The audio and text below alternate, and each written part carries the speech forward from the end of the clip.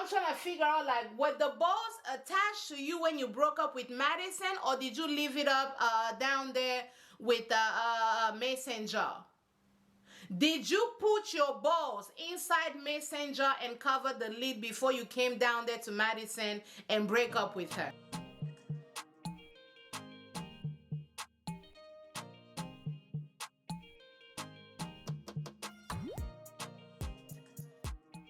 Hello, welcome back to bennystake. I'm your girl Benny, and we have officially reached 10,000 subscribers. Clap for me, clap for yourselves. Thank y'all so much. We have officially reached 10,000 subscribers. It's crazy because the way I found out was I had posted a video. I hadn't looked at the numbers yet, and so I go back and people are like, oh my gosh, congratulations. I'm like, congratulations, what are we talking about? And then somebody else was like, congratulations on 10K. I was like, did we actually do this? Y'all are the ones that actually broke the news to me, and I didn't know what to do. I was so just like, I don't want to say shocked, because like, y'all been seeing me put in the work. I can't wake up acting surprised and shocked that the work actually paid off. But there was still this sense of like, dang, like we are actually here. Like I remember starting my YouTube channel and literally not knowing where I was going with this. I done told y'all I was a vegan for like a good second, so I didn't really knew what I was doing. So to just actually see all the changes that has happened and how much I've grown, y'all, I'm so happy. Thank y'all so much. Thank y'all for, you know, chilling with me on my couch. Thank y'all for cooking with me. And if you were here like super early, thank you for working out with me sometimes. At one point we was a vegan. We was doing a whole lot of things. Thank y'all. Thank y'all for being in my kitchen with me. Like we've cooked, we've talked, we've had like, you know, girl chats, we've had silly opinions, we've done Bible study, we've done a whole lot of things, we've done a whole lot of reviews, and thank y'all so much. Thank y'all for just like laughing with me and growing with me.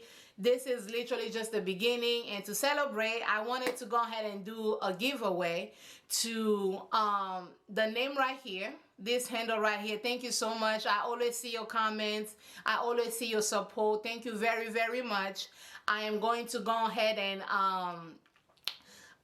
check my DMs, because we've spoken in my DMs as well on Instagram. So I believe your handle is Tamara, one of the two, but like I said, I'm gonna leave it right here to just make sure that I got it correctly. I know who you are. We've spoken in the DMs. I definitely want to send something your way. I know you are a mother, and I just want to, you know, give you a little something, not major, right? A little something that way you can just, you know, show yourself a little bit more love, a little bit more care, because I know moms tend to always put themselves last, and you are somebody that I've seen you in my comments a lot. So thank you for always engaging with my videos. Thank you for always leaving a comment.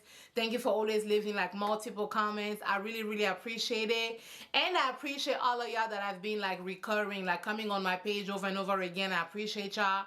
If I had it, like we'd throw a party, we'd all get together, but obviously eggs are still $200 per egg, right? So we got to be mindful of these things. But so thank you so much. I'm gonna go ahead and reach out to you via DM, and we're gonna go ahead and just like figure out how I can send you, you know, a little something. And so thank you very much. We've reached 10K, and this officially opens up our new goal. So by the end of the year, by the end of 2025, I would love to go ahead and reach 50,000 subscribers. So I need 40,000 of y'all to go ahead and gather, so we can go ahead and talk about the things and all that we're going to do with this here channel. So as of December 31st, 2025, I want this channel to be at 50,000 subscribers. How I'm going to do that? I'm going to do 2 videos a week. I ain't gonna lie to y'all, the 3 videos, it's been hard. Like it's really been hard on the kid, and I want to make sure that I'm still present in my actual life. I've been working a lot, and I've been working super hard. So I want to make sure that I'm still able to, you know, do other things in my personal life with my family, with my friends, and all that stuff. So we're gonna do 2 videos a week. Y'all will always, as of now till December, y'all gonna get, some kind of a reaction video out of me where we're either sitting on this couch talking about a show, some kind of review of some sort. Y'all would get that out of me, and you will also get a thought of the week. So those are like my takes, right? Like, this is Benny's take. I'm Benny, and I be having a lot of things to say. So y'all gonna get Benny's take of the week once a week. So those are the 2 things that we're gonna do. Now, if a week is a little bit more free, a little bit more open for me, and I throw in a little third, I think a little 4th video for sure. But the goal is to make sure that I'm consistently doing 2 videos every single week.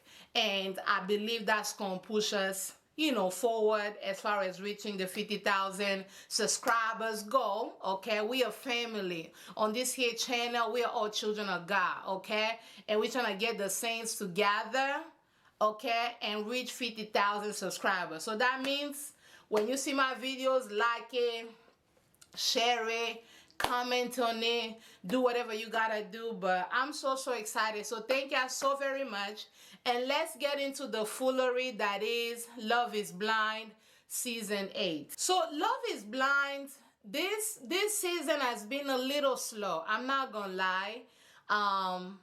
I remember, like, I fell asleep at one of the seasons. Like, I was watching it with my husband, and I literally fell asleep. I had to go ahead and watch it back because doing the live reactions is just taking me far too long because I keep stopping. So I was like, let me just go ahead and, binge the remaining episodes, which is episode, 3, 4, 5, 6. So like the 4 episodes, I was like, let me just go ahead and binge it. And it just was hard. It did have moments where it kind of like picked up, but like overall, it's not their best season. It's not the most like engaging and like interacting. But the main thing I want to talk about in this video is essentially the love triangles that broke out.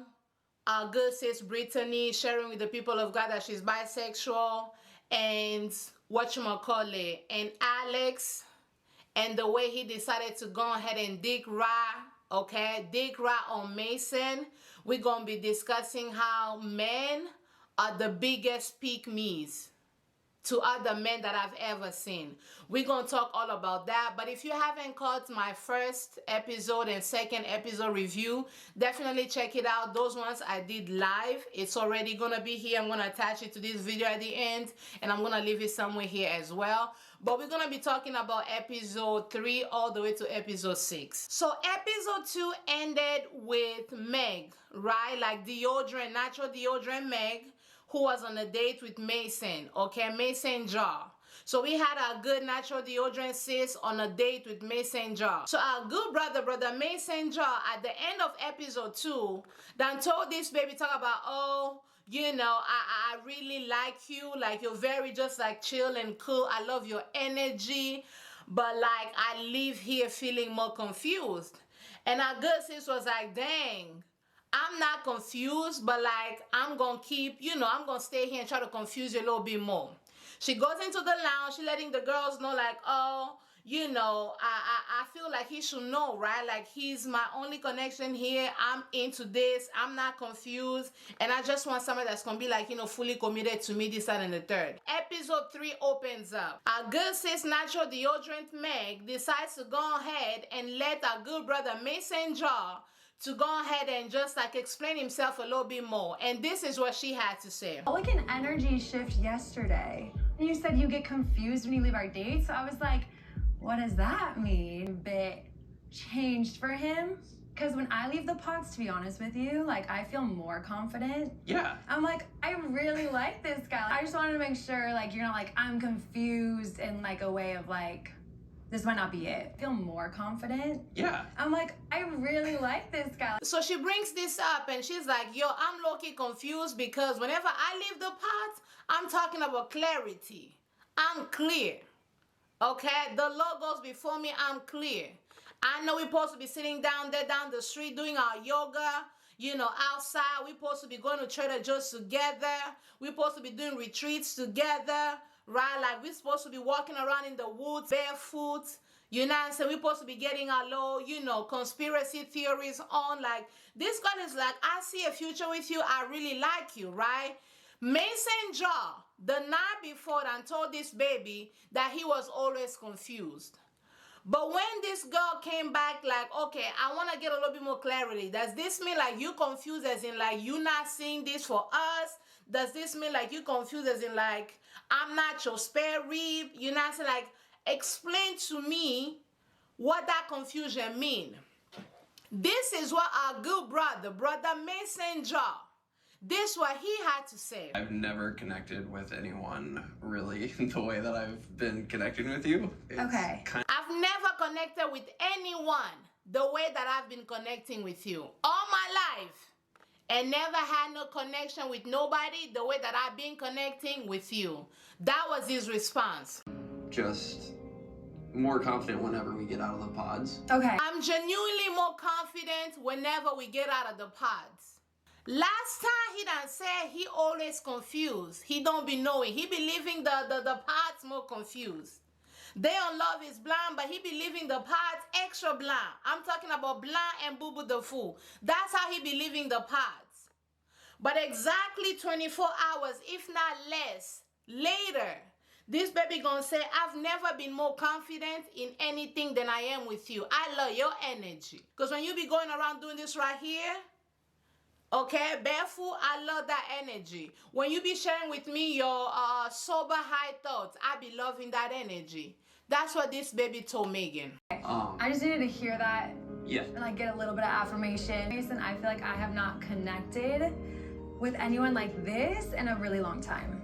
It's really crazy. Is that I really like about you is the energy that you bring and how happy and passionate you are and interested in learning about everything. I love your energy. You very passionate. I'm talking about passion of Christ. You very passionate. So when this man felt as though he was about to lose a connection with one of the women that he's been dating, right? As soon as it felt like, okay, now she's asking questions, let me crank it up and give her some kind of reassurance. Let me say just enough to keep her going. Let me give her just enough to keep her interested, right? So that I can still keep my options open between Meg and Madison. So then on one of his dates with Madison, he's just talking about how much he feels like a kid. Whenever he's around Madison, it's so easy to talk to Madison. And you can tell there's a clear attraction because even if you watch my other review, when I shared some of the scenes, I specifically said like, dang, like this man is connecting more with Madison than he is with Meg. Meg confirmed it at the end, like, dang, I feel like I'm sure about him and he's not sure about me, right? I feel like I am his number two. Meg felt like that. But when she went and asked, this man gave her just enough, right? Like, I love your energy. I'm talking about you as an energizer bunny. I love it, right? Like, we're going to talk about the aliens. We're going to talk about all the things. You're going to tell me all about your sexy voice, your sexy, you know, flight attendant voice. Like, you so cool. Love the energy. Energy. Energy, energy, energy. Love your energy. That's what he said to Megan. So Megan gonna go back in the women's lounge because this man done gave her just enough, right? Like, you're so interesting. I leave feeling more confident, which again, completely contradictory from what he said last night. Last night you were leaving very confused. As soon as you noticed that she was having questions like, okay, you know, I just want to make sure that you're not feeling confused as in like, this is not it, because like, I could go home. That's not a problem. I could go home. He was like, no. I'm actually not confused. I'll be very confident. Confident in the Lord and confident in my energy for you. So now Meg is in the lounge with the women's. This is what Meg is saying, like she's celebrating. I really like him. I've never felt better. How'd it go for you? It was incredible. Really? Really good. Wow, was he your top person? Nope. Oh, all right. So, Yeah. this makes things very difficult. Great problems to have. Yeah. Right? Yeah. So you got two top ones now. Yep. They're different, obviously. but I really like both, just in their different ways. How was the date? Really good. The date went well. He's having a conversation with Alex. Okay, how was the date? The date went really well. Really, really well. Was this with your top person? Nope. Hell no. To the no, no, no. Hell to the no. To the no. To the no, no, no. That was not my person. That was not my number one person. And then they pan right over to Meg in the other lounge because that's who he was talking about. That's not my number one person. Then why did you say that to her? To drag her along just enough. So, I just couldn't stop thinking about what you told me. Then I woke up and I started to feel that I am here in this with you, and I honestly want to trust my feelings and my gut, and every time I think about you, that's where they are. You are the person that I'm thinking about. I feel like that very elusive. It's okay, let me be more clear then. I am committed to you.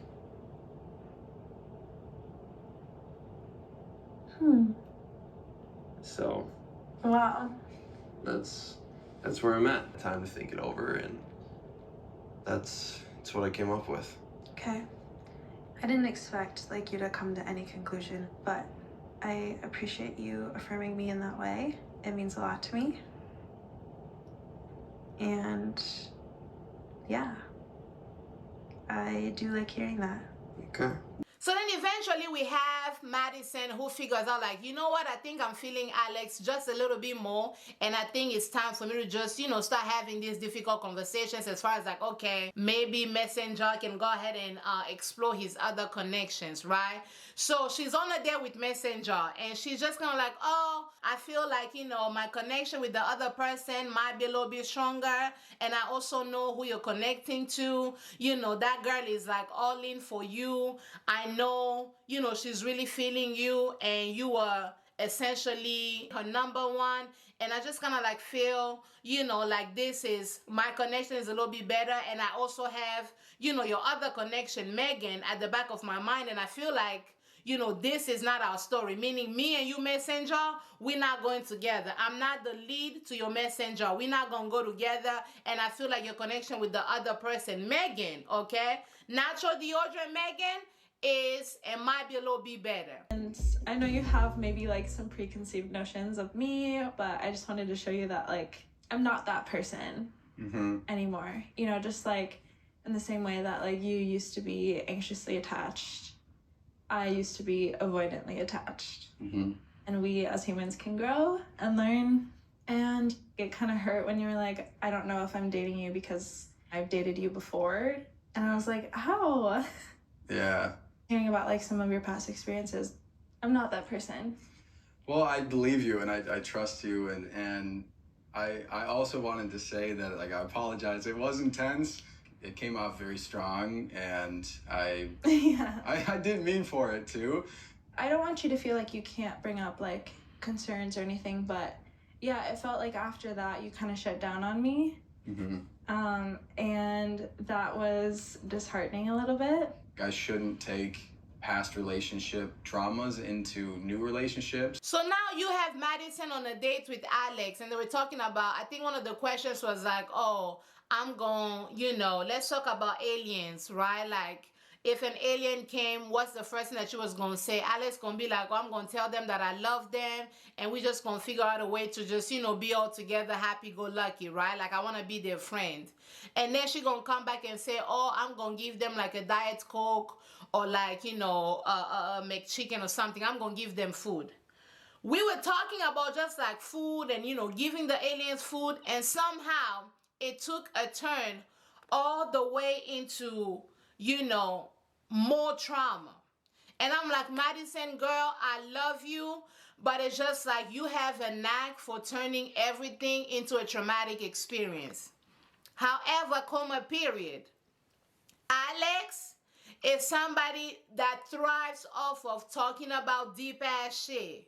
Because on another day that you guys would later have, he was like, okay, let's talk about some deep shit. Why? Has it not been deep enough? This connection was never gonna work. Do I like the reasoning as to why he ended things? No. But this connection was never gonna work in the long run because this man is almost like, I don't know, just like enamored with talking about pain and trauma. You are also committed to talking about pain and trauma all the doggone time. So much so that even if a conversation is just like happy and light, you find a way to take it there. Getting them a McChicken and a Diet Coke. Yeah. McChicken or Add pickles. Alright. You cook a lot? Yeah, I mean, sometimes like all I can do is really snack for myself. When I get stressed, I can't eat at all. I can tell you exactly when it started. I was 17 and I felt so like responsible for like the well-being of my family. I would remember telling myself like, you are a robot, you don't feel anything. A lot of trauma dumping, right? Like a lot of, this happened and it's because I was hurt. And again, I'm not trying to negate that these things were not valid, but my God, somehow you found a way to take it there. And in a later scene, we see him asking you to talk about some deep shit. As a connection, this was never gonna make sense, right? But let's actually talk about how things ended up going. Because I'm trying to figure out, like, were the balls attached to you when you broke up with Madison, or did you leave it up down there with Mason Jar? Did you put your balls inside Mason Jar and cover the lid before you came down there to Madison and break up with her? Because you have Madison who went the following day, right? After she solidified things with Alex, was like, okay, Alex is my person. She goes back on a date with Mason Jar, who has already told the whole world that Megan is not his number one. Told Madison that he feels committed to her, he wants to be with her, this, that, and the third. In the lounge, before he met Madison for a date, he was asked, like, oh, where are you going? He was like, oh, I'm going, to a date with my number one. And the date was with him and Madison. We can't just try to blame that to editing. We just cannot. Because we get on this date, and then Madison is just kind of like, hey, I just feel like, this not gonna work out. I feel my connection, that's a little bit more stronger with my other person, and my person is Alex. So she mentions the name of Alex because this whole time Alex hasn't told Mason Jar that the person that they're both dating, that his number one is also his number one. They haven't decided that, right? Like they haven't discussed that. So you have Madison who mentions like, oh, Alex, is actually my number one, and I think I want to go with him. So you have this man who the previous night kept talking about how much Madison was his number one. So much so that he came and told Madison that I'm committed to you. Me and you is a commitment. This man gonna be like, I'm sorry if me saying that I'm committed to you pressured you. I take it back because I actually didn't mean it for you. I meant it for Meg. Meg, who you've been calling not your number one. Because when they asked you, were you on a date with your number one? You said nope. Hell no. To the no, no, no. Hell to the no. To the no. To the no, no, no. You said hell no. That's not my number one. But all of a sudden, when you ain't had no option, when you ain't had no more leg to stand on, now you're going to take back the very same thing you said last night. Now you're going to be like, oh, I'm actually not committed to you. I am more committed to my other person. And so Madison is like, I call bullshit. Because what do you mean? Last night you were saying one thing and now you're saying the whole other thing. And I just want to make sure that you understand that with you trying to lie, you might actually risk losing both connections. Right? Like she deserves somebody that's going to be committed to her for real, and not somebody that's going to lie and try to tootsie roll and gyrate and make it seem like you didn't have feelings for me this whole time. She didn't call him out of his name. She didn't do nothing crazy. It was just kind of like, yeah, no, you're lying, and I can tell you're lying. So the whole thing ends right there. And of course, this man now goes back. Of course, now he gonna go back to Megan. He gonna go back to Megan.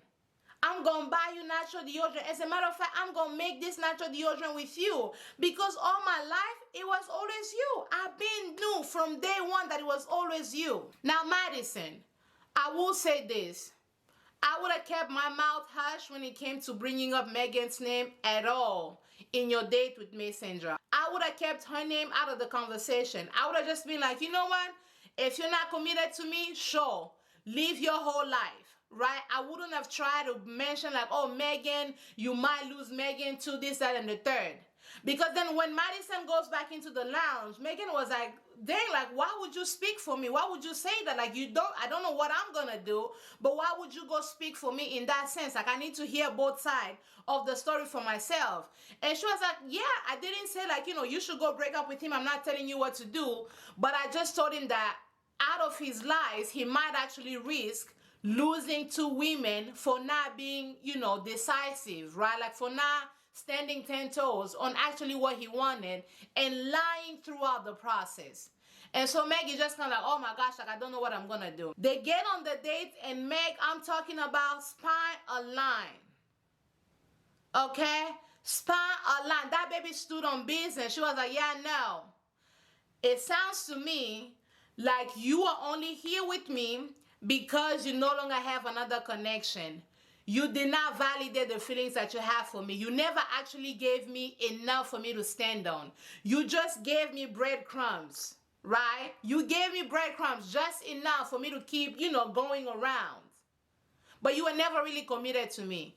Megan breaks up with Messenger, and as he's leaving, in his own confessionals, this baby gonna talk about how I really regret validating Madison over Megan. He said this. The whole time it was Madison over Megan. And I regret doing so because now obviously I don't have Madison and I certainly don't have Megan. This is what this man says. Cool. Megan is heartbroken. She's sad, this, that, and the third. Now tell me why Alex gonna come on a date with Madison. I'm talking about he entered the pot and he was dick riding the whole time for Messenger. And in that moment, I realized that men, a lot of y'all are more pick-me's than women ever have been. You broke up with Madison on the grounds of just standing up for your boy. The biggest concern on my end at this point would be the avoidance.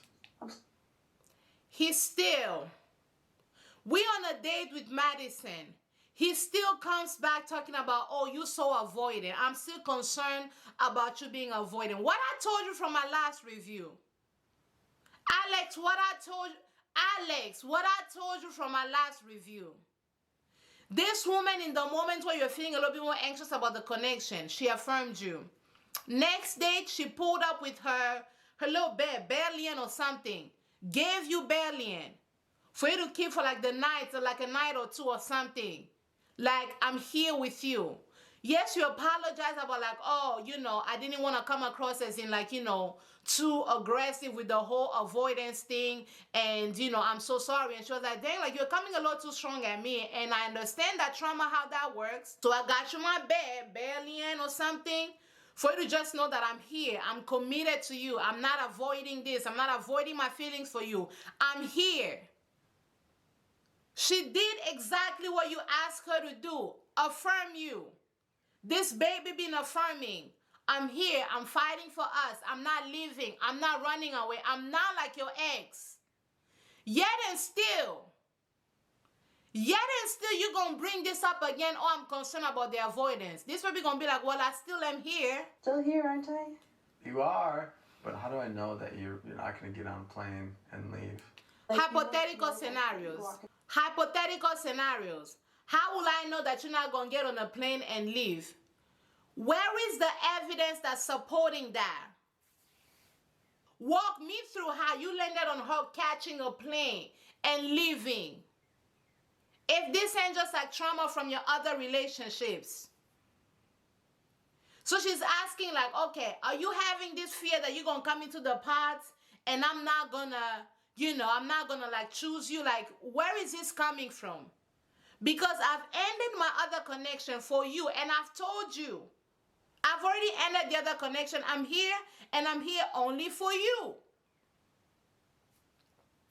I gave you Berlin, the freaking whatchamacallit, the teddy bear.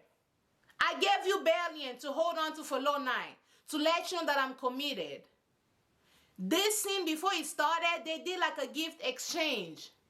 She gave him rocks. And she done gave him a paintbrush. Which, by the way, white people, white people, the gifts that y'all be giving people, it's just like, the sentiments be there, but like, my God, you done give this baby a rock. The rock of salvation. You done give this baby a rock. And a used paintbrush. Not even a new one. A used paintbrush. The thought behind it is sweet, but like, dang. Why don't y'all ever give people gifts that's just like a little bit more useful? Like, I'm gonna buy like a bracelet or something. This baby done gave him a rock and a used paintbrush.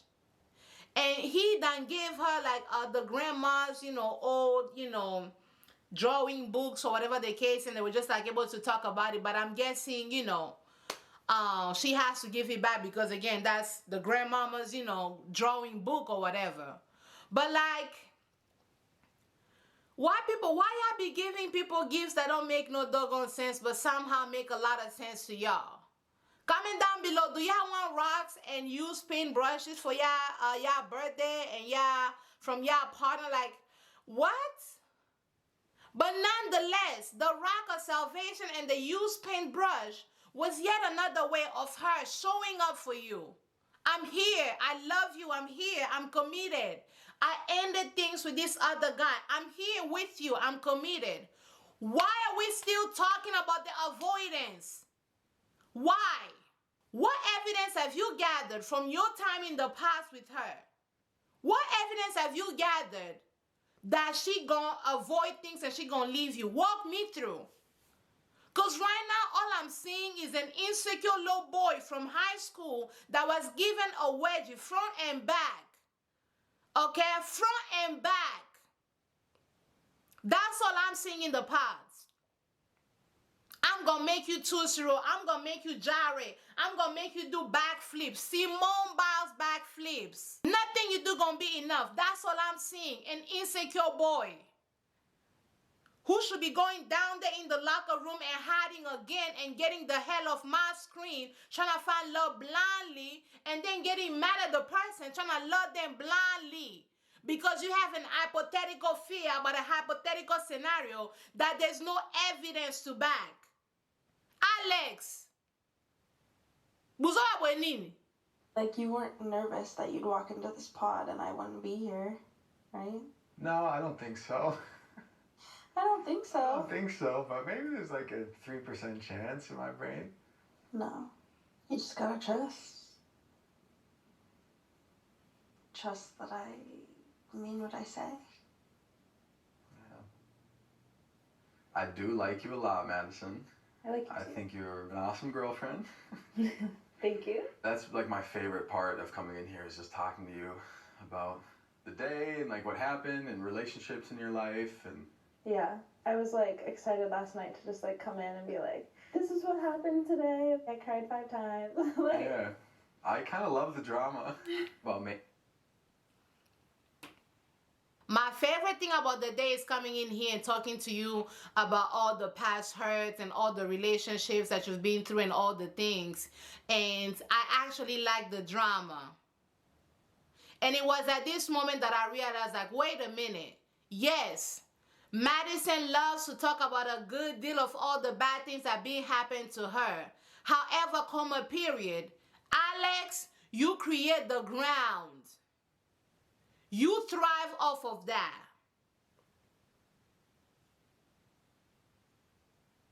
You thrive off of that. You bring that out of her more than anybody. I even said it in my other reviews.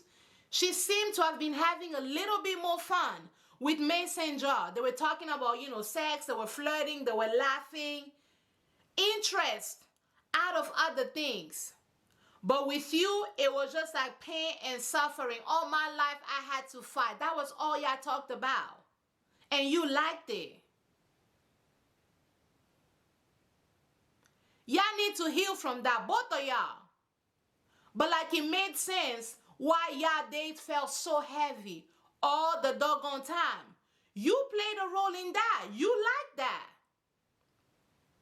And I'm not saying you shouldn't create a safe space for your partner, but like there should be commonalities that ain't got nothing to do with trauma. Which is why, again, I think the two of them would not have made sense overall. They wouldn't. But the ways in which things ended pissed me off. Mason, honestly, he was really devastated. Why are we talking about Mason? Why are you trying to get your analyst kidding on and defend Mason Jar? Why? Are your balls there with you currently? Because I'm struggling to see it. Why are we talking about Mason? She ended things with Mason. Were you here looking for a boyfriend or a wife? This one you want to be defending Mason. On what ground? Alex, on what ground? The way he handled it was weird. Mm-hmm. Like, obviously I liked him, but like, I saw his true colors at the end. Well, I feel for him. Why? As a grown man who's here looking for a wife, why do you feel bad for the other dude that the woman that you want to end up with chose to end relations with? Why? We're gonna have to calculate some things and locate the sense in that, Alex. We're gonna have to plug it in. Why? I wish him the best. Makes fun of us. Just kidding. Oh my gosh. Let's be nice. I am nice. Let's be nice. He was not. The man was lying the whole time. But somehow you believe his words more than this woman who has shown you nothing but love, respect, and vulnerability. Way too even vulnerable, way too vulnerable. But somehow you taking his word over hers. Why? Mind you, he lied. And if you really wanted to put two and two together, you would have deducted and deduced that he was lying. If you wanted to attach your brain, okay, and utilize it to think, you would have actually picked up that, yes, Mason may have lied. And even if you don't know for a fact, why choose the words of a strange man because he's your bro over a potential woman that you want to marry? So when we attach both your dicks together, how long does it come up to? Because it seems like y'all are dick riding at this point. More so you. More so you. Defender of the pride. Why? Why are we talking about Mason and defending Mason right now? What did Mason say in here? He told me he was committed to me, and then he took it back after I broke up with him. So that he could go save face with Meg. He was... This is exactly what happened. Literally, this is exactly what happened. She's not lying. Meg confirmed it. She did. We saw it. You should have known too. And ain't no part of your brain that's maybe thinking like, oh, could Mason maybe be trying to get into my head to sabotage my relationship with Madison? Because since he couldn't have Madison, he may not want me to go ahead and end up with Madison as well. Your brain didn't go there. You immediately went to dick riding and ball sucking. So again, I ask, where were your balls during this scene, Alex? Because I know it's been a year. Did you take them off of you and give it to Mason to put inside a Mason jar? Alex! Telling me that he told you something and like you had talked to his other connection and it screwed him over. What? Did you ever tell him that you were also committed to him? No. Well, it's a confusing situation being in the pod. Maybe he fell in love with you and then he also loved her. And why is that your concern? And why is that what we're talking about here right now? Why? Would you have rather ended up with Mason? Like, should the date have been between you and Mason? Is that what's happening right now? Because we don't judge. Y'all could be together happily. Why are we talking about Mason? Alex, at your big age, do you want to defend another man? Alex. And he thought you were the choice to go with, so he committed to you, and then he realized that wasn't an option, but he still loved the other person, so he just was going to do whatever it took to get her. It's just uncomfortable, like, for someone to be like, I'm committed to you, and then the next day just, like, be like, I didn't mean that. You know, like, imagine if I did that to you. It was really upsetting to me. You know? I understand that perspective. I think I'm just a very understanding person. No, you're a very stupid man. That's what you are. You're a very useless man. This is not understanding. This is stupidity. This is dick riding. This is trumpet blowing. This is ball sucking. This is what this is. It's not understanding. It's stupidity. I'm talking about, we've always trying to figure out who Boo Boo the Fool is. You, in fact, are Boo Boo the Fool. This is not understanding. This is dick riding. This is pick me behavior. This is, I'm finna pick my bro. Okay? I'm finna hold on to my bro. I'm finna hold on to him by the balls. This what this is. Dick riding. This what this is. Trumpet blowing. Okay? Okay? Like, I understand his perspective, and like, imagine if there were two me's in the pods, right? And you were like very conflicted still today. Except that's not what happened. But for some odd reason, you've decided that Mason is telling the truth. We will find out that he wasn't. When this show airs out, you will find out that he wasn't. She was telling the truth the whole time. She didn't lie.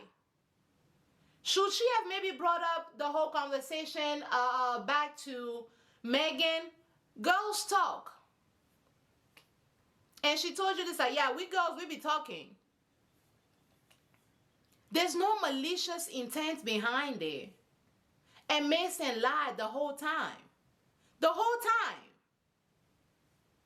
He was being dishonest. He was dragging Megan along just enough.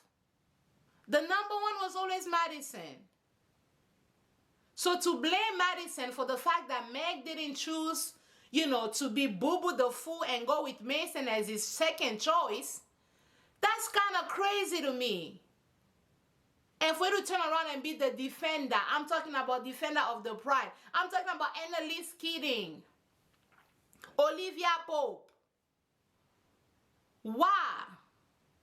But I wasn't. But imagine if you were, right? If there were like two of me, and you really felt the same way for both of them, and you just had to make a game time decision to pick one of them. That wasn't my issue at all. That was Meg's issue. Mm.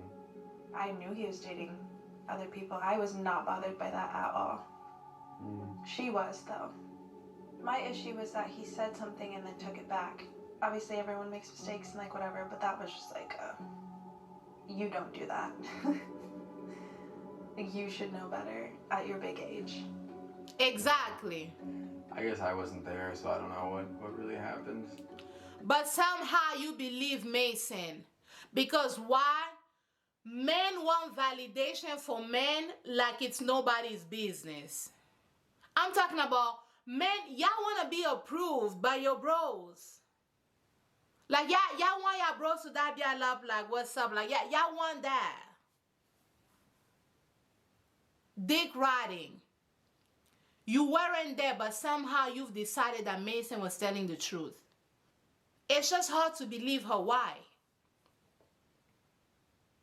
Because whatever Mason told you, which we didn't see, this man easily wanted to make sure that, okay, if I'm going to end up here alone without Madison and without Meg, and my TV time, my TV debut time finna end, you going to end up alone too.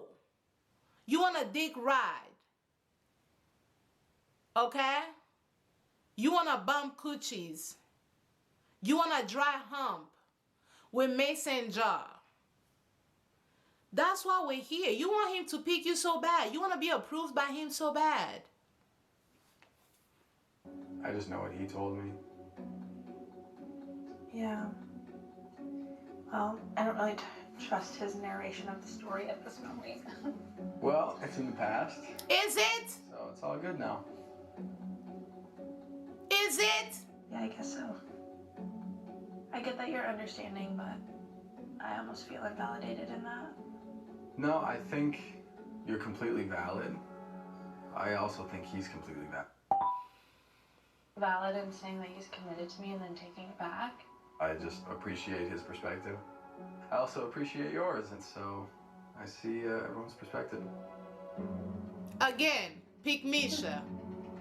PICKMESHA behavior. PICKMESHA behavior. Anything to say about that or no? I was hurt by him, and it just sucks for you to be like, well, he's so valid. What I'm probably looking for here is not to hear how valid he is and how right he is. I think I just was looking for you to be like, yeah, I'm sorry he made you feel that way. And that's it. I'm definitely sorry that he made you feel that way. Thanks. Yeah. Where the girls in high school that laughed in your face? Where they are? Cause where they are? The people that gave you wedges in high school, where they are? We got to be able to talk about how ineffective they were. Because had I been the one to do it, this thing would not happen in this way. Right? Like you would know better. Dick riding. Dick riding. I just don't want to keep thinking about him and how upsetting that was.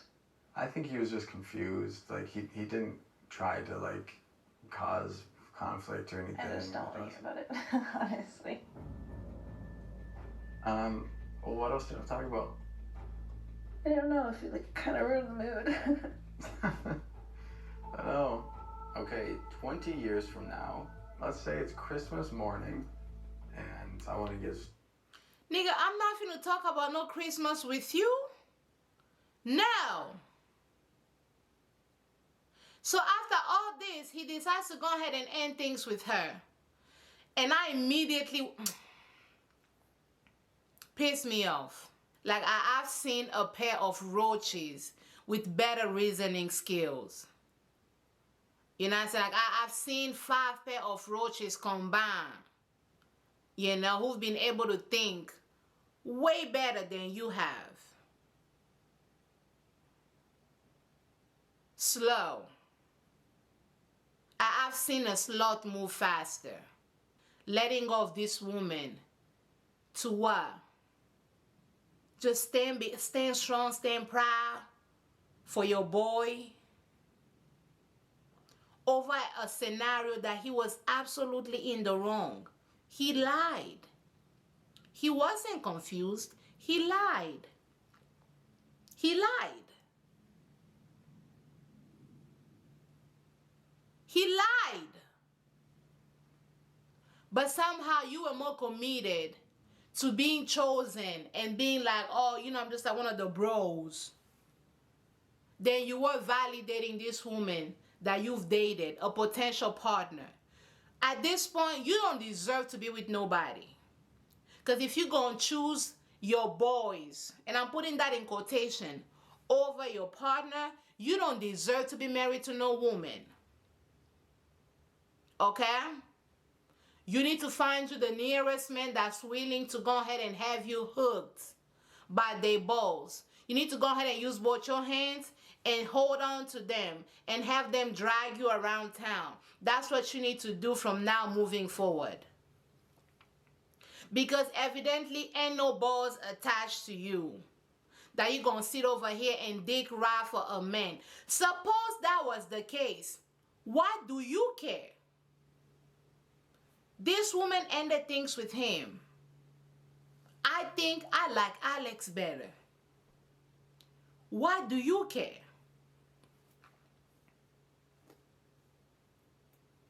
Zoba. And so we had another sort of like triangle that was forming, but it quickly dissolved.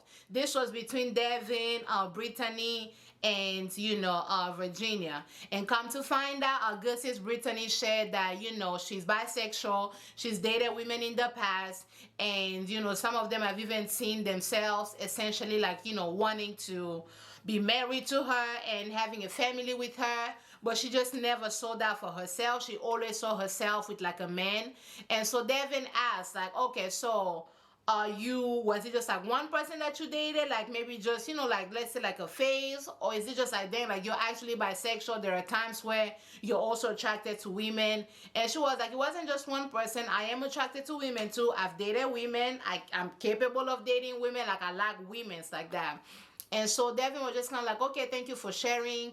And this was after he also shared that he dealt with, you know, some kind of drug addiction of some sort. He had an injury, but he was able to overcome that. And, you know, Brittany shared a space for him. He was able to share. I'm not sure if his response was necessarily bad towards her. But then again, I don't know what it means to share that I'm bisexual because I've never been bisexual, right? So if you are, you know, if you are part of the LGBTQ community, like, what should have Devin done differently, right? Because I know from just like maybe what I've read, it's the stereotype I feel like is more so for men, right? Because remember Carlton from season 1? Women typically don't be wanting to end up with men who are bisexual because there's always that fear like, okay, so there's a part of you that like, you like men as well. So like to women, sometimes it's like, if you are bi, you know, bi equals like gay, you just like men. Like they completely, you know, remove the part where like a bisexual man can also be attracted to women. It's just like a weird thing with women, right? As far as like how women view bisexual men. Is that the same for women as well? I didn't think typically men would care, right? Because I feel like maybe sometimes there's this little, you know, again, if I'm wrong, forgive me, but there's a little bit more acceptance, like lesbians are a little bit more cool, right? Like when it comes to the LGBTQ community, like you have straight men who fantasize about, you know, watching lesbian women, like, you know, in or being a part of relationships with lesbian women, right? Like it's almost like a fantasy of some sort. So I didn't think that was something that Devin was gonna care about. I know somebody in my life who shared that, right? And their partner didn't care. You know, it just was something that was just kind of like, okay, you know, I don't really care. You're with me, that's it. So I didn't know that Devin was necessarily gonna care about that. But comment down below and let me know, is it common? Like, is it more common for men to also be like, oh, you are bisexual, like you're a bisexual woman. Like, no, I just want somebody that's like completely like, you just like men and you don't like, you know what I'm saying? Like, it's that common. I didn't know that that was gonna be a big deal. And also comment down below, in that scenario, what should have Devin done differently? And this is something that you had to go through, Devin, in order to become who you are. We are. She really created a safe space for him when he was sharing. Okay, let me just share with you then. I could tell this was hard for her, and I also am glad that she told him in the past, right? Because remember, even with season 1 with Carlton waited until they went to the honeymoon for him to share, and he immediately, like, you realize how sassy he actually was as a man. And so I'm so glad that Diamond ended up leaving just, you know, the relationship altogether. But like, I love the fact that she told him, you know, ahead of time, just in case it was an issue. That way we don't go any further than we have to, right? I feel like I've been programmed to kind of be ashamed. Even with some of my best friends, I had a really good life, but through college and after college more so, I realized things about my sexuality that I couldn't really ignore.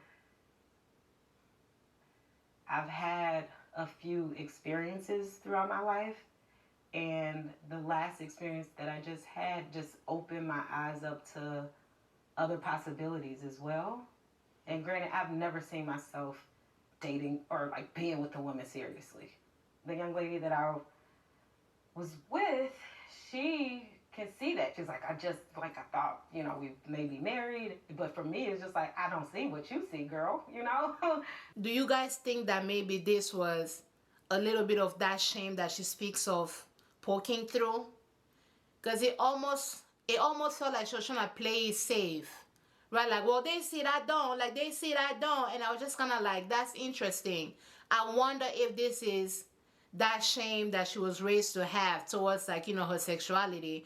I wonder if that was, you know, poking its head even now. Now that I'm watching it back, I wonder, because it sounded like she was trying to, like, play really, like, safe and have this, like, delicate dance with this conversation. Maybe to not scare Devin off a little too much. I'm not sure. But comment down below and let me know. You're an awesome person. Like, I know that I can be with you. And I'm like, I know that you're an awesome person, but I don't know if that's me marrying a female. You know what I'm saying? Right. Like, my vision of myself being married with a man, this is what I envision my life being. This is what I want. So but like, is that a vision that you've wanted just because, again, of the shame around it? Maybe like how your family or even your closest friends would react. And earlier, remember how she spoke about how, you know, she was raised in the faith, like the mama, you know, it was gospel all over the house, right? Like, they wanted to, even one time they asked their mom for like hip-hop, you know, I guess like DVDs or CDs or whatever the case is, and the mama went and listened to it first and gave them something else, because the mama was just kind of like, yeah, no, in my house we're going to serve the Lord. So do you think that vision, is that vision your own, or is that the vision that society, right, like the environment that you grew up in, is that just all you saw? You know what I'm saying? Like, whose vision is that? Is it your own, or is it maybe just kind of like, okay, as a Christian girl, or maybe like as a girl that was raised in a Christian household, that the norm was just that you would end up with a man, right? Like, is that your vision of yourself, or is that just like the world's vision of you? Is that your family's vision of you? She was saying she was ready to be with you, but you didn't see it. Exactly. You had the one experience? I've had a few experiences, but never have I felt like I want to marry or be with any, you know? You don't see marriage with a woman, you see it with a man. Yes, for me. For sure. Okay. I have friends that are married, that are lesbian, that are bisexual, that are everything, you know? And we have to now, of course, put labels on these things, but In this moment, it felt as though she was distancing herself even from the label. So I feel like there's still a lot of, there's still a lot bit more that she's tussling with when it comes to her own sexuality. Because notice how she's saying like, oh, I still have friends that are lesbians and like bisexuals, because these days we gotta put a label on it. Girl, you are bisexual, right? Like that's that's the label. Why are you distancing yourself from that? You know what I'm saying? Like, the friends are the ones that are lesbians and bisexual. Like, what do you consider yourself? Like, what do you say that you are? You know what I mean? So I really commend her, because I feel like this conversation was taking everything within her. And I still feel like this is something that she's wrestling with, trying to find the word and the language around. But like, it felt like she was distancing herself from calling herself, bisexual. And I'm like, from what you're describing, like you've had a few experiences, you didn't dislike it. You just, maybe your vision was to end up with a man, but like also, was it your vision or was it just the society in which you grew up in, right? Especially, Black people, we have a lot of things that's great about our community, but we also have a hard time coming to terms with a lot of, a lot of differences, right? Like it's hard, and don't be African either. You know what I'm saying? So I feel like her also being like Black, like, you were raised in the church. Does that play a role in the vision that you have for your life, right? I'm just sensing a distance. Like she's distancing herself as though like it's the other people that are lesbians, it's the other friends that are bisexual. Me, you know what I'm saying? Like it's a little bit more of a distance, and I'm just kind of like, you are still wrestling with this. Comment down below, let me know what you guys think. I love and accept them for who they are. You love and accept them for who they are. Are you not them? Like, you see what I'm saying? Like, how did you remove yourself from that? I think this is something that she's still wrestling with. Her sexuality and, her sexual expression and all that. I think this is something that the shame that she mentioned, she's still trying to, like, wrestle with it a little bit. They are, and I love their partners, but for me, and what I envision my life to be, that's not necessarily what I want, Do you feel like you still have interest in women or no? I think that people are beautiful all together, right? So it's a yes. After going through this experience, I realized that it's really just about the person that I connect with and the person that I'm with and trust to love me through it all, right? I don't know. I just feel like if you have the attraction to the woman, I don't know if you're saying that you're not interested anymore. I don't know if you is that how you're feeling? Like you're not interested in women anymore, or do you feel like you still are? No, I feel like the person that I'm with is the person that I'm with. I've always been monogamous, right? Okay. So whoever I'm with, that's who I'm with. That's just what. Yeah, like you're not going. Like I'm not going to cheat. Just because I like women don't mean you gotta worry about me hanging out with my homegirl at Shantiqua. That's not gonna be a problem now. You know what I'm saying? Like, whoever I'm with, I'm with. Like, I love whoever I'm with, and that's just it. But I think what he was trying to gauge, are like, okay, so you are still interested in women. This is not something that you just sort of kind of did. Which, again, it felt for a second that maybe she was trying to distance herself from that. But I can understand that this is something that she still is exploring. She still doesn't have the answers for. So, was Devin not creating a soft enough of a space for her? Because I think based off of this, I don't think he wants to end up with a woman who is bisexual, right? But like in the conversation alone, did he create a safe enough of a space? I don't think he necessarily said anything wrong, but I think he asked a lot of questions, maybe a little too soon, because again, you can tell she's still kind of like, she's trying to navigate and process this. So maybe maybe like the line of questioning, right? Like, are you still interested in women? Like, You know what I'm saying? Like, am I gonna have a problem? Like, if we go together, am I gonna have to be looking, you know, every which way? Like, I'm worried about the Quan, but I'm also worried about Danica. You know what I'm saying? Like, am I gonna have that as a problem? Is that a safe space? Or like, if you are somebody that's, you know, struggling to share something like this, was this a safe enough of a space that Devin created? I know he wasn't rude, but like, was this safe enough for her? I don't know. It is, you know. It makes me feel better knowing that if you're with me, you're just gonna be with me. Yes, that's another misconception. Somebody being bisexual doesn't mean they're a cheater or that they lack integrity or that they lack values. All that means is that they lack women, right? They like the trumpet, but sometimes they want to go ahead and, you know, bump coochies. You know what I'm saying? Like, it just means that they're attracted to both sexes. They like men and they like women. It doesn't mean that they're going to cheat on you, though. It doesn't mean that they're going to, you know, not value the relationship with you. That's not what that means.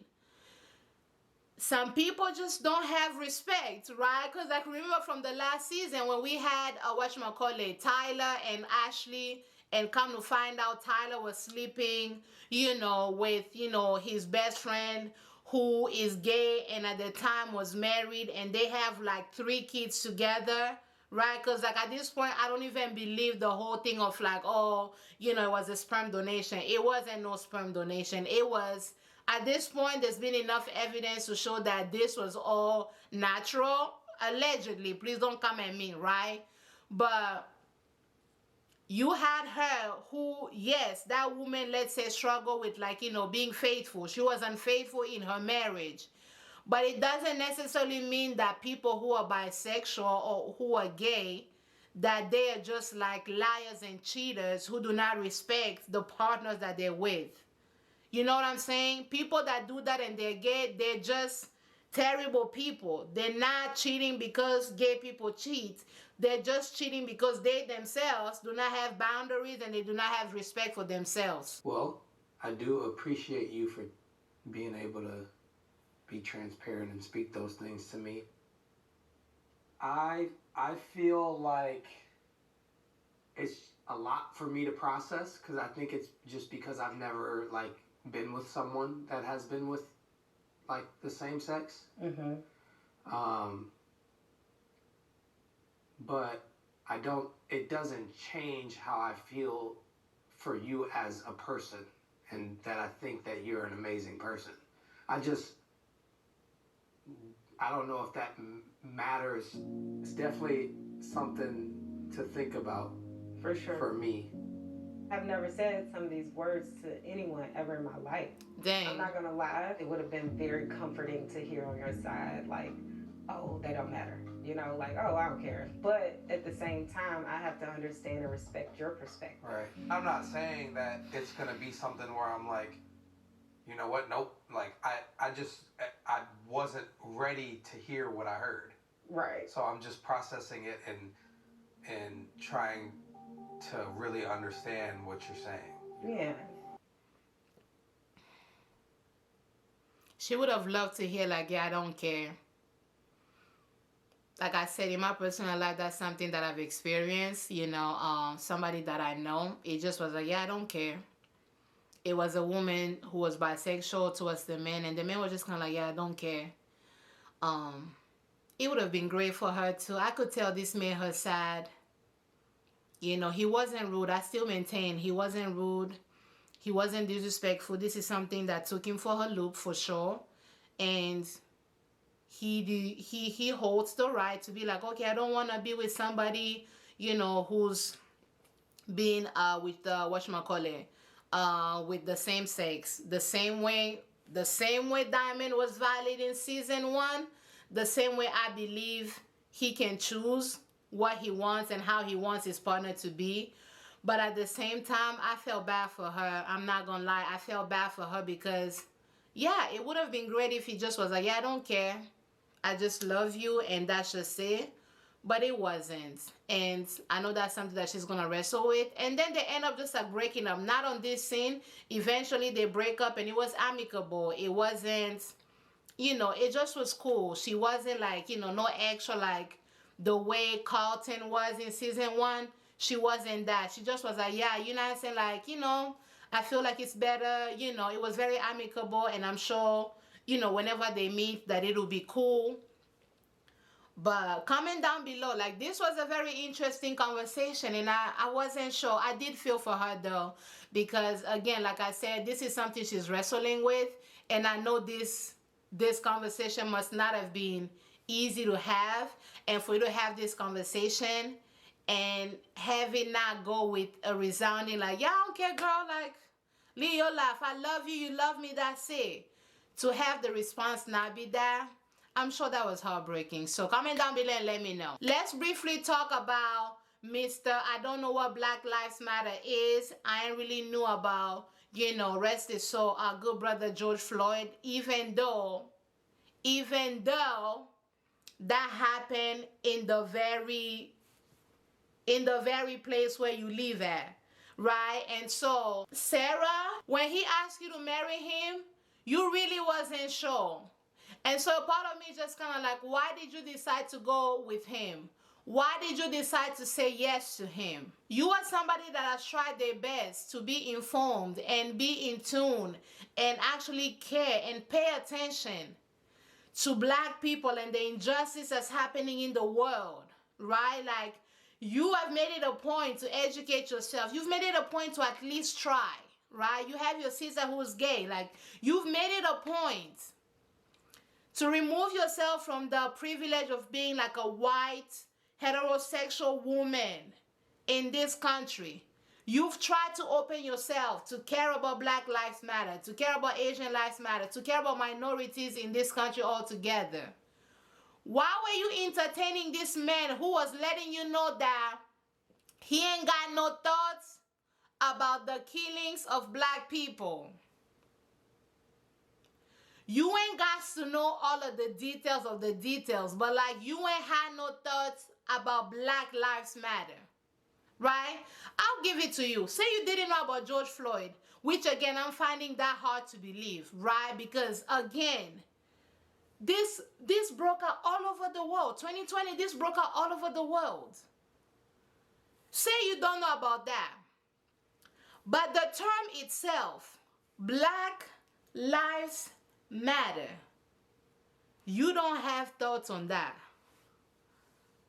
Ben, you don't have thoughts on Black Lives Matter.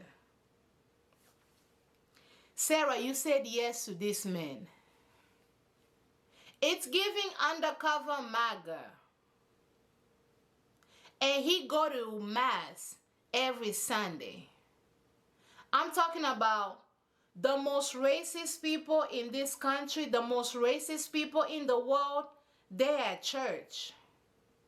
Particularly Catholic Church. Church in general hosts the most racist, bigoted people ever. He goes to church every Sunday. He ain't had no thoughts of Black Lives Matter. He ain't had no thoughts. He's just waiting for the actions. Actions. Now, I'm not saying give us a black square. You know what I'm saying? Like, I'm not asking for no black square just for vibes. But you ain't had no thoughts on Black Lives Matter. And Sarah, you say yes to that man. Okay. And so then we had our good brother Daniel, who's 5'8", with his blonde sister, who come to find out was not blonde throughout this experiment. Come to find out, according to our good sis, Taylor, this man had followed her on Instagram way before the experiment started, way before the shooting of Love is Blind. This man done followed her on Instagram. Now, this is why he kind of told on himself. Why were they on this day? And he talking about, oh, like, what's your Instagram handle? I have this thing where I remember people's Instagram handles. So I think Taylor is telling the truth. This man followed her before the experience started and followed her to keep things clean and keep things mindful, right? And so when they met, she knew who that baby was. That ain't you being like your sister who is blind. Because you knew who she was. You knew what she looked like. You still have ways to go before you can go ahead and be more like your sister who is blind. You was not blind. You knew who she was. Because when this girl went ahead and asked him, when they were at the hotel, so this baby gonna ask, like, do you have a picture, a Christmas picture of you sitting by the fire with a drink in your hand? This baby gonna be like, well, I do have a picture of me sitting by the fire, but I ain't got no drink in my hand. We are really getting hung up on the fact that there's a drink in the hand or there's no drink in the hand. I'm sure her brain is probably putting a drink in the hand just by association. But for her to gather that you were sitting by like a Christmas tree or like a fire or something, but you were seated, and you say, yes, I have a picture like that, I just don't have a drink in my hand. Sir, that baby is not lying. That baby is not lying. And to everybody going around talking about, oh, she's exaggerating. No, she's not. Love is supposed to be blind. But if you already know what I look like, you know what I'm interested in. Because remember in the beginning when they went on their date, and this baby gonna ask like, oh, what are you looking for in a woman? Immediately this man said, oh, I'm looking for somebody that's gonna be the mother of my kids. I commented to that and I was like, dang, like stay out her uterus. You didn't say nothing about her as a person. But come to find out, Taylor on her page, allegedly or apparently, she's expressed that she loves children and she wants to be a mother someday. You knew what to say. And when you saw her pictures, you probably knew she was hot. Because at least on this show, we did not see you make any other connection with any other women. You went heavy and you went strong on Taylor. That's cheating the experiment. And low-key, that's creepy. That is creepy. Because you knew enough about her. You knew enough about what she looked like. You cheated the experiment. You did. And remember in the parts again, you done came and told the people of God that, oh, whenever you follow somebody like on Instagram or like on social media, you have this kind of like photogenic memory of some sort where you just remember people's Instagram handles. So then you ask her, what's your Instagram handle? She was like, oh, T-Hacks or something like that. And then she was like, do you follow me? And you were like, no, if I did, I would have remembered. That was a very weird conversation for us to have in the middle of the date. But the thing about people that be lying, like you will not expect it, but somehow lies eventually create cracks that you're not even anticipating. That conversation was so random to have in the middle of the date. But that started something in her mind. Because as soon as she saw it, she was like, dang, I feel like this person has followed me. Now there was a connection between the Instagram follow and the conversation that you had in the pods. Unless y'all can prove to me otherwise, this baby is lying. Lying. You followed her this whole time. That's weird. You have, Golden Retriever and Monica, and their meetup was really cute. And then the other triangle that I want to talk about briefly is between Molly, Lauren, and Dave. Dave was doing a whole lot of tootsie rolling and gyrating and lying. He went ahead and told Molly that Molly was his #1 from day one. And he done told Molly that he was going to go ahead and end things with Lauren. He said that. And so then this man continues to drop insults as he goes. You ready to talk about kids? Yes, I'm pumped to talk this. My closest girlfriends, we're all 30. Yeah, you're getting old, so like let's crank this thing up a notch. I'm kidding. That puzzled look that you have in your face, Lauren, that's your intuition trying to pop in a little bit. but you are so committed to being picked that it's just going over your head. This is the second time that this man has made observation around your age and how much he thinks you old. He don't think as a 30-year-old you still got time to give him some kids. Let's go ahead and crank this up. He's saying this while I'm joking, but you can tell, me and you, we both know. This man has a weird view around women. Very weird. In one of his other conversations with Molly, I don't have like a clip of it here and I don't feel like pulling it up again. They were talking about different things, you know, they talked about politics a little bit. Then they talked about stay-at-home moms. He gonna talk about like, oh, when did being a stay-at-home mom become such like a political or a taboo thing? Like my mom was a stay-at-home mom. Did your mom enjoy it? Did you ask her why she was a stay-at-home mom? Molly was like, you know, finances play a role these days, right? Like a lot of mothers, they have to work. And, you know, I would do what's best for my family. If I have to work, I will work. But if not, I would also love to, you know, be present in my children's lives and, you know, just do what's best for like our family. A fair point to have. But his undertone and his line of questioning gave off this idea that he expects that a woman gonna be at the house taking care of the kids, because what's wrong with that? It's an honorable job to have. But somehow, I'm yet to see your application to volunteer to be a stay-at-home dad. It's so noble. A parent has to be with their kids, right? Well, Dave, why haven't you volunteered to go ahead and be a stay-at-home dad? Why not? The sentiment of women having to choose whether they're stay-at-home mom or not, noble. But if you really pay attention, this man is not talking about it from the perspective of like, oh, I want to make sure that my woman has a say. His perspective was that women really need to go ahead and be at the house taking care of them kids. That's what his undertone was giving. Comment down below and let me know. But Lauren, this baby done called you all for the second time.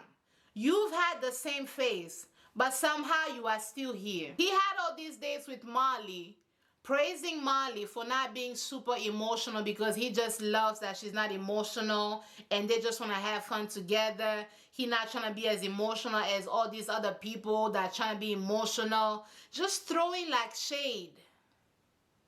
Molly is like a happy-go-lucky, like I'm just finna have fun. Like, yes, Molly is that, but it doesn't mean she doesn't have any depth to her. Goes on a date with Lauren, tells Lauren how much he sees himself proposing to her and how sorry he is. You know, you've been my number one the whole time. This the same thing he been telling Molly. Molly, being a blabbermouth, obviously went back to the lounge with the women talking about, oh, you know, he said he gonna break things off with the other connection. It's gonna happen very soon. I think I got me my man. I think I got me my man. I believe they were under the fault where Molly essentially shared with, you know, everybody talk about how, like, you know, my connection say he finna go ahead and break up with his other connection.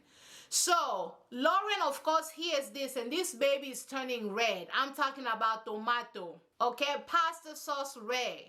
This baby's turning red the whole doggone time. So then she gonna go ahead and go to the date with, whatchamacallhim, freaking Dave, and gonna ask him, so your other girlfriend in the lounge done told the people of God that you said that she was your number one and that you were gonna go ahead and end things with me. Dave, did you say that? If you did say that, then I don't need to be here. I'm talking about the way this man was trying to manipulate and come out of the conversation. He gonna be like, oh, this is why I didn't want to get into no female drama. What do you mean it's a female drama? It's a straight up question. Did you tell her that she is your number one? This is what I'm trying to avoid. You females and the female genetics. Yeah, always trying to talk and the things. Sir, did you tell her or not? I'm talking about this baby Tootsie rolls and gyrates up out of that question. And guess what? Lauren doesn't press. Lauren doesn't press. because you are committed to being picked. Molly wasn't lying. She gonna be like, oh, maybe she misinterpreted the things. Girl.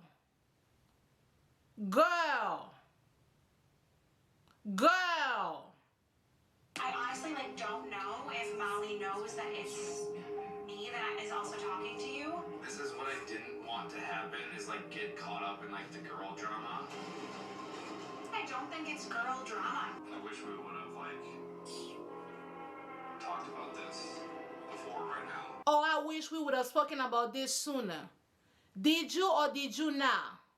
After a whole lot of tootsie rolling and gyrating, he finally says oh no, I ain't said that to her.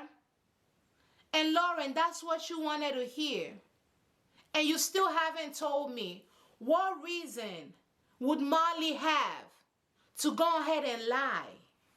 You just wanted to be picked. And so obviously he goes on the other side, breaks up with Molly. And then when he's done breaking up with Molly, Molly's just kind of yeah, I'm cool, it's whatever. She doesn't break down crying, in front of him or whatever. But when she goes in the lounge, she sees Lauren. She's like, I apologize. This whole time, I thought it was Sarah. But once I started noticing how distant you were, maybe keeping yourself away, that's when I kind of realized, dang, it must have been you. And I'm so sorry that I shared that to your face. I didn't really mean to, but he did say this to me. And I wasn't trying to, cause no drama.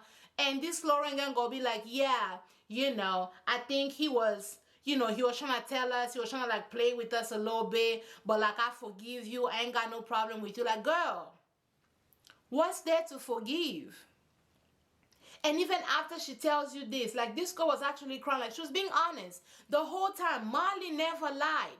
She never lied. Dave did. Dave did the whole time. And so she's like, yeah, sure. Goes there, Dave proposes to her. And when they went ahead and did their meetup, this baby was like, oh, you're so beautiful. But now I see that you were a teacher. What that mean? What that mean? But this man, he's been a jerk. He's been calling you old the whole time. Told you he ain't had no integrity. You said that you were okay with that. So in the previews for the next episodes, it looks like everything is about to go to hell. And at this point, Lauren, I ain't got not an ounce of sympathy for you. You knew who that man was. You had enough evidence of who that man was. But you wanted to be picked so bad. In your reveal, you done told him that you probably had an idea of what he looked like. The way he'd been a jerk to you, maybe in your mind you picture okay, if he's talking all this crap, he's probably an attractive man who doesn't have any issues being, with women. I probably typically would not have a man that maybe look like what I think Dave looks like come up to me in real life. So you know what I'm going to do? I'm going to do everything I can to make sure that this baby picks me right here. Every red flag, I'm going to ignore it. I ain't got not an ounce of sympathy for you. Not even a little bit. And Sarah, when that MAGA starts to come out of Ben, also no sympathy for you. It's going to come out now. It's going to come out. It's gonna. It's gonna. Already, y'all, those were my thoughts on a few episodes of Love is Blind, season 8. Comment down below. Are you guys even enjoying the show? It's been a little boring and a little slow for me. But, we gonna get it through, right? I think maybe things are gonna pick up a little bit more now, but we gonna see it through, right? Somebody in the comments that asked me to go ahead and review Ready to Love. I'm going to go ahead and download the channel on and pay for it or whatever the case is and watch it. And just give me time because doing these reviews, it does take a second to watch the show, gather my thoughts, record and edit. it does take me a second. So definitely give me time. I will be watching it, because I think this is not the first time. People have asked me to watch other things on OWN as well. So I think it's just time that I go ahead and download OWN and just, you know, watch some of the things that's over there. And if you have any other show in particular that you want me to review, let me know. If I'm able to, I will. Somebody asked for Married at First Sight. I don't know. That show, I can't get myself to get back into it. I used to watch it, but now I'm just kind of like, I can't. It's just like too much. So unless something in particular happens, I'm going to watch it. But otherwise, maybe not that one. We're going to try Ready to Love and see like what that's giving. If you haven't yet, please go ahead and subscribe. Turn on the notification bell so that you always know when I upload. Again, thank you guys so much for 10,000 subscribers. The lady that won the little giveaway that we're doing, your name is here again. Thank you so much. Reach out to me via DM so that we can communicate how we're gonna send, you know, a little, you know, gift your way. And we're gonna get me to 50,000 subscribers by the end of the year. I'm claiming it. I'm gonna work towards it, and I'm gonna do all the things. So thank you very much, and I'm gonna go ahead and see you guys on the next one. Bye, Z.